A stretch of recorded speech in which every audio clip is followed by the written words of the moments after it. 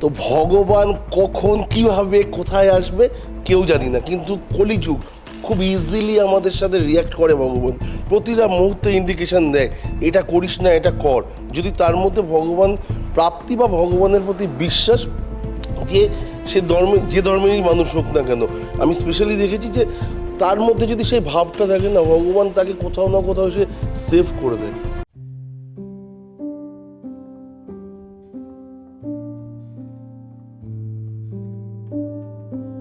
দেবদা, সত্যযুগে তো আমরা নেই, কেউ বলতেও পারবো না সত্যযুগে আছি। চারদিকে যা দেখছি, যা হচ্ছে, এ সত্যযুগ হলে এমন সত্যযুগ চাই না, কলিযুগে রয়েছি। এবং এই সময় সত্যি এখন কেউ একজন রাস্তায় হাঁটতে যাচ্ছে, ট্রাক চাপা পড়ে মরে যাচ্ছে। এই তো দুদিন আগেকার খবর।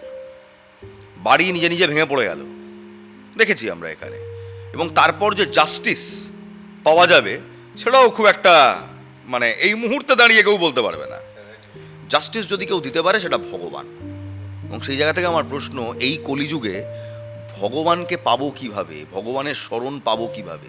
একদম খুব ভালো প্রশ্ন। স্পেশালি যেটা হচ্ছে যে দাতা ত্রেতা যুগে যখন আমরা দেখেছি যে বছরের পর বছর মনীষীরা এক জায়গায় বসে তপস্যা করেছে ভগবানকে সিদ্ধি লাভ করার জন্য, কিন্তু কলিযুগ, কলি কথার অর্থ হচ্ছে রাক্ষস, রাক্ষসের সময়।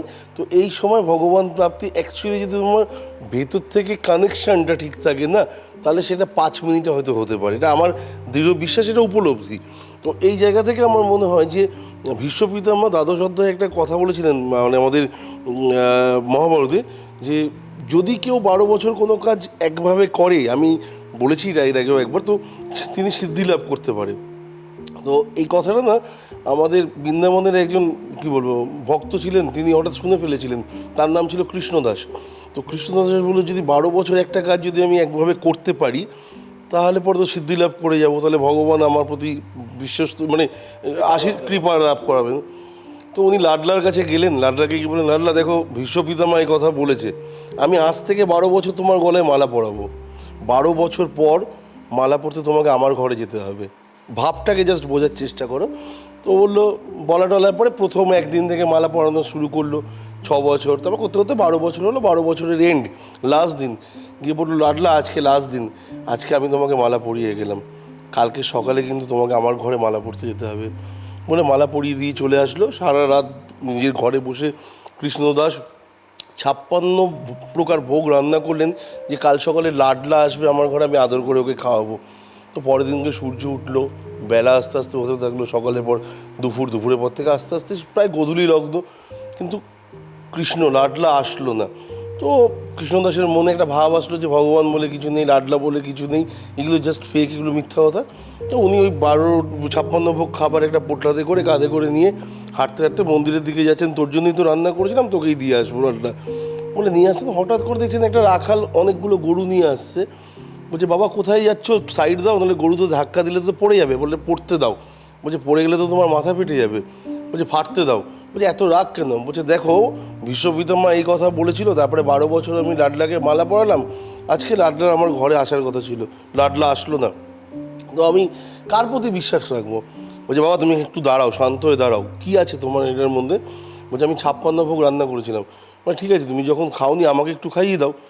বলছে, তুমি খেয়ে নাও, পুরোটাই খেয়ে নাও। বলে লাডলা মানে রাখালকে পুরো খাবারটা দিচ্ছে। এবার রাখাল বলছে, আমি খাবো কী করে, আমার 2 হাতে তো গোবর লাগা রয়েছে, তাহলে একটা কাজ করো, তুমি আমাকে খাইয়ে দাও। কৃষ্ণদাস ওখানে বসে ওই 56 ভোগ একটু একটু করে রাখালকে খাওয়াচ্ছে। 2বার বা 3বার খাওয়া হয়েছে, 4বারের বেলায় ওই রাখাল কেঁদে ফেলেছে, রীতিমতো কেঁদে ফেলেছে। তো কৃষ্ণদাস এবারে বলছে, তুমি কাঁদছো কেন? তুমি যা বললে আমি তোমার কথা মতো তাই করলাম, তো তোমার কান্নার কিছু? বলছে, কৃষ্ণদাস আজকে মালা পরাবে না আমাকে। তো ভগবান কখন কিভাবে কোথায় আসবে কেউ জানি না, কিন্তু কলিযুগ খুব ইজিলি আমাদের সাথে রিয়্যাক্ট করে ভগবান। প্রতিটা মুহূর্তে ইন্ডিকেশন দেয় এটা করিস না, এটা কর।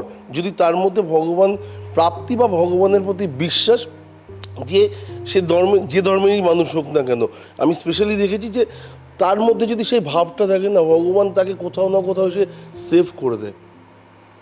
সব থেকে বড় জিনিস, এর থেকে বড় প্রাপ্তি কি হতে পারে? তো ওই রাখাল বালক কাঁদতে কাঁদতে বললো যে আজকে আমাকে মালা পরাবে না ওই কৃষ্ণদাস? আমি সকাল থেকে এখানে বসে রয়েছি যে তুমি আসবে, তুমি একবার হলেও আসবে। যখন দেখলাম তুমি আসলে না, তখন আমি গরু নিয়ে আসলাম। আজকে আমি এখনও পর্যন্ত মন্দিরে কত লোক ভোগ চাপিয়েছে, আমি কারোর প্রসাদ এখনও পর্যন্ত অন্ন গ্রহণ করিনি, শুধুমাত্র তোমার জন্য, যে আমি আজকে তোমার হাতে মালা পরবো, পরে তারপরে খাবো। তো এই যে এই জিনিসগুলো আছে, ভগবান কাকে কখন, জগন্নাথ দেবের এরকম প্রচুর গল্প শোনা যায়, প্রচুর। মানে আমাদের লাইফে আমার মনে হয় যে আমাদের লাইফের ম্যানুয়াল যদি হয়ে থাকে না, সেটা হচ্ছে গীতা। গীতা যদি একবার তুমি পড়ে ফেলো, দেখবে তোমার লাইফটা খুব ইজি। আমার মনে হয় গীতার যে একদম শুরুতেই যে কথাটা লেখা আছে, হ্যাঁ, কর্মই ধর্ম। কর্মই ধর্ম, এর থেকে বড় সত্যি ইউনিভার্সাল ট্রুথ হতে পারে না। কারণ আমরা যদি সেই ওয়েস্টার্ন ফিলোসফিতে আমরা কার্মার কথা বলি, কর্ম, যে কার্মা কামস ব্যাক, একদম। তাহলে কর্মই তো সব। হ্যাঁ, তুমি যে কর্ম করবে সেটা তো তোমাকে ব্যাক করবে। আজকে তুমি কোনো কারণে গাড়িতে করে যাচ্ছ, যেতে যেতে কোনো কারণে একজন রিক্সাওয়ালা পাশ দিয়ে যাচ্ছেন, ওনার একটা ছোট ভুলের জন্য ওনাকে তুমি একটা বাজে কথা বলো, বেশিক্ষণ লাগবে না, 5 থেকে 7 মিনিট টাইম দাও, রিটার্ন তুমি পেয়ে যাবে। ঠিক, একেবারে।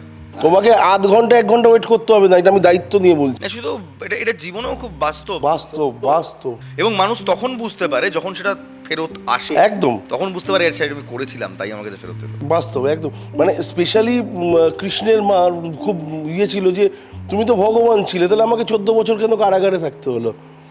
কর্ম না, যে তুমি ভগবান ছিলে, তুমি পুতনাকে মেরেছো, তুমি একে মেরেছো, কালিয়া নাগ দমন করেছো, তাহলে তুমি আমাকে, তোমার বাবাকে 14 বছর পর কেন এই কারাগার থেকে বের করলে, মামাকে মারার পর?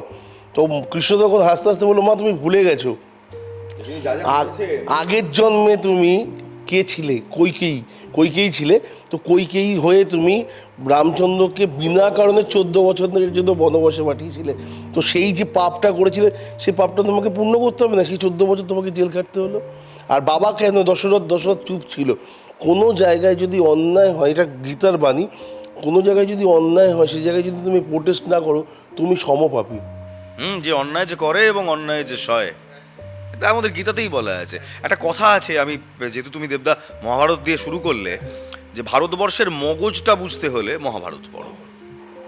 এবং আমার মনে হয় যে মানুষের ম্যানুয়াল, যদি আমার মধ্যে একজন বড় ব্যবসায়ী, যে যত বড় ব্যবসায়ী হোক, সে যদি গীতা না পড়ে থাকে, তার দ্বারা ব্যবসা করা সম্ভব হবে না। একটা সময় আসবে, সাডেন একটা টাইম আসবে, তাকে তার ব্যবসা বন্ধ করতে হবে, কারণ তারপরে কি আছে সেটা তার জানা নেই। যেহেতু আমরা কলিযুগ নিয়ে কথা বললাম, কল্কি নিয়ে একটু কথা বলি। একদম, কল্কি তো আসবেই। কল্কি তো ঘোড়ায় চড়ে কল্কি আসবে, এবং কল্কি আসলে পরে তার দেখো বেশ কিছু সাধু, মানে আমি সিনেমার কল্কির কথা বলছি না, আমি কল্কির কথা বলছি, যেটা আমাদের শাস্ত্রে বেদে বলা আছে যে কল্কির আবহর আলটিমেটলি কল্কি কে কি হয়ে আসবে, অ্যাকচুয়ালি কৃষ্ণাংশ, তাই না? হ্যাঁ, তো ওই কৃষ্ণাংশ অংশটা যখনই কারোর মধ্যে আসবে, আজকে অনেকে প্রেমানন্দ মহারাজকে আমাদেরকে বলে থাকেন যে ওনার মধ্যে কোথাও না কোথাও পার্ট আছে, কৃষ্ণাংশের পার্ট আছে, উনি সবসময় রাধা রাধা রাধা রাধা করছেন। ওনার কথা, এবং সব থেকে বড় কথা, দেশের বড় বড় মানুষগুলো বলো, সাধারণ মানুষ বলো, খুব মানে সবাই শুনছেন ওনার, প্রত্যেকে শুনছেন ওনার কথা, কি অমায়িক। মানে আর সব থেকে বড় কথা, মুখটা পুরো গোলাপি, পুরো কালারটা গোলাপি। তো ওনার বলার স্টাইলটা সেরকম, আর উনি তো অন্য কোনো কিছু তো বলছেন না, যা বলছেন গীতার থেকেই একটা পাঠ বলছেন। তো এইরকমই কেউ না কেউ বারবার আসতে থাকবেন, এবং যে সমস্যাগুলো আছে সেগুলো থেকে আমাদের বের করে নিয়ে যাবে। কলিযুগে অ্যাকচুয়ালি প্রবলেম হচ্ছে, মানুষ অধর্মী হওয়ার পথে হাঁটবে, মানুষ অ্যাডিক্টেড হবে, পরশ্রী কাতর হবে, বিধর্মী হয়ে যায় একদম, এবং মানুষ বিভিন্ন নেশার সাথে যুক্ত হয়ে যাবে, পশু পাখির ডিম, মাংস, মানে বিভিন্ন প্রকার। আমি কিছুদিন আগে একটা জায়গায় দেখছিলাম, সাপের মাংস পর্যন্ত খাওয়া হচ্ছে। তো মানুষ কোন দিকে এগোচ্ছে আস্তে আস্তে? মানে তবে আমাদের ইতিহাসটা যদি দেখি, মানে আমাদের আজকে ভারতবর্ষের যে আমরা যেটাকে আমাদের ন্যাশনাল এমব্লেম বলি, যে আমাদের সিংহ ছাপ যেটাকে আমরা বলি ন্যাশনাল এমব্লেম, সেটাই যদি দেখি, তার মাথায় অরিজিনাল অশোক স্তম্ভের মাথায় একটা চক্র ছিল, ধর্মচক্র বলা হয়। ধর্ম, এখানেই দেবদা একটা প্রশ্ন, এই আমরা তো কলিযুগে রয়েছি, রাক্ষস যুগে, ভগবানের কাছে পৌঁছবো কিংবা ধর্মের পথে থাকার একটা বড়, এখন তো ভগবানকে নিয়েও বাটবারা হয়েছে, এটা আমার ভগবান, এটা তোমার ভগবান, এটা বাংলার ভগবান, এটা গোবলয়ের ভগবান, তুমি ছাগল নাও, আমি গরু নিচ্ছি, আলাদা আলাদা। এটা রাজনীতি হয়ে গেছে। মানে আমি দেখলাম যে লক্ষ্যকণ্ঠে গীতা পাঠ নিয়েও আজকাল রাজনীতি হচ্ছে। বাস্তব তো হয়েছে তো।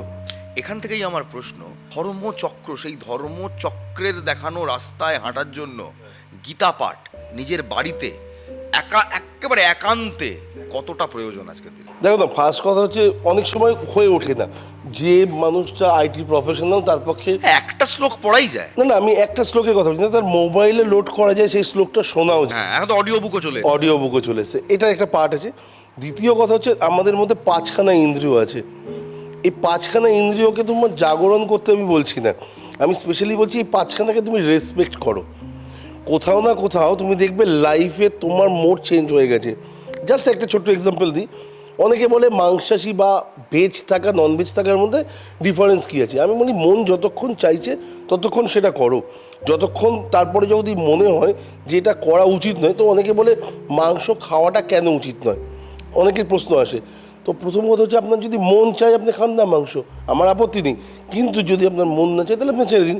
কিন্তু খাওয়া উচিত নয় কেন? আমার যে 5টা ইন্দ্রিয় আছে, যেটা ইন্দ্র দ্বারা আমি পেয়েছি বা ভগবানের থেকে আমার কাছে এসছে, চক্ষু, কর্ণ, নাসিকা, জিহ্বা, ত্বক, 5খানা জিনিস। চোখ, কখনো মাংস কাটার সময় কোনো ছাগল বা কোনো মুরগি যখন তুমি কাটা দেখবে, তোমার চোখ দেখতে চাইবে না। সেকেন্ড হচ্ছে ওই রক্তটা তুমি দেখতে পারবে না, মানে চোখ ফার্স্ট ডিনাইড যে না আমার এটা দেখার দরকার নেই। সেকেন্ড হচ্ছে ওর আওয়াজ তোমার কানে নিতে পারবে না, মানে কোনো আর্তচিৎকারী মানুষ নিতে পারে, কোনো আত্মচিৎকার নিতে পারে না। ওকে হত্যা করা হচ্ছে, তার সেই মাংসটা তুমি খাবো, সেই মাংসটা আমরা খাবো, তো সেটা নিতে পারছে না। 3 নাম্বার কী আছে? চক্ষু গেল, কর্ণ গেল, নাসিকা, নাক, যেখানে কাটা হচ্ছে সেখানকার গন্ধ তোমার নিতে পারছে না, মানে 3টে জিনিস তোমাকে বলছে এটা আমার দরকার নেই, আমার শরীরের জন্য দরকার নেই। 4 নাম্বার কী আসছে? চক্ষু, কর্ণ, নাসিকা, জিহ্বা, জিভ। কাঁচা মাংস কি আমি খেতে পারবো? কখনো রান্না না করে খেতে পারবো না। 4 নাম্বার জিনিস। লাস্ট হচ্ছে ত্বক, মানে হচ্ছে চামড়া। কেউ যদি বলে ওই কাঁচা মাংস রক্তাক্ত অবস্থা হাতে নিয়ে যাও, নিয়ে বাড়িতে নিয়ে যেতে পারবে? 5খানা দেওয়া ভগবানের জিনিস আমাকে না করছে তুই এর থেকে দূরে থাক, তারপর আমি কেন সেটাকে গ্রহণ করবো? সত্যি দেবদা খুব সুন্দরভাবে বোঝালে যে এই ভেজ নন ভেজ ব্যাপারটা আদতে কোথায় গিয়ে এর কনসেপ্ট। ধর্ম তো ভগবান আমার মধ্যে দিয়েই নিয়ে গেছে না, কর্ম আমি কি করছি সেটা আগে, আর আমার কর্মটাই আমার ধর্মটাকে বড় করবে। এবং গীতার প্রথম লাইন, প্রথম শ্লোক, করম হি ধর্ম হ্যায়, কর্মই ধর্ম। অসংখ্য ধন্যবাদ দেবদা।